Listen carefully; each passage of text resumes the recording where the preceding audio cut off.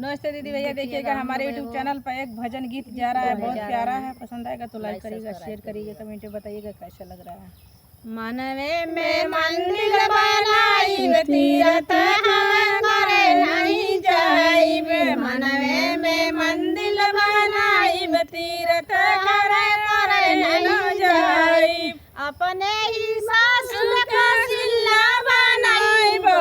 अपने ही सासुर का सिल्ला बनाइबो,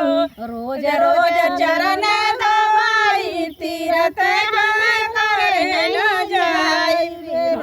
रोज चरण दबाई तीरथ करे हम नहीं जाइब, मन ही में मंदिर बनाई तीरथ करे हम नहीं जाइब, अपने ससुर जी के दशरथ बनाइबो,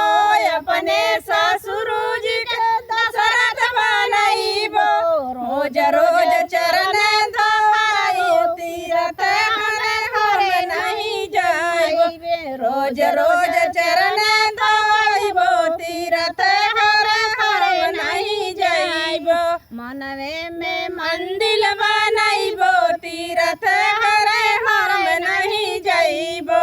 अपने जेठानी जी के पार्वती बनाइबो, अपने जेठानी जी के पार्वती बनाइबो, रोज रोज चरण चढ़ाइबो तीरथ करे हम नहीं जाइबो, रोज रोज चरण चढ़ाइबो तीरथ करे हम नहीं जाइबो,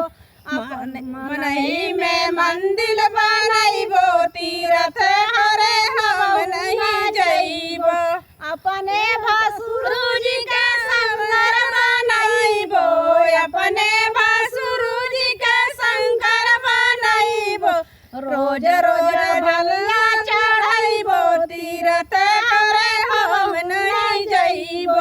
रोज रोज धनिया चढ़ाइबो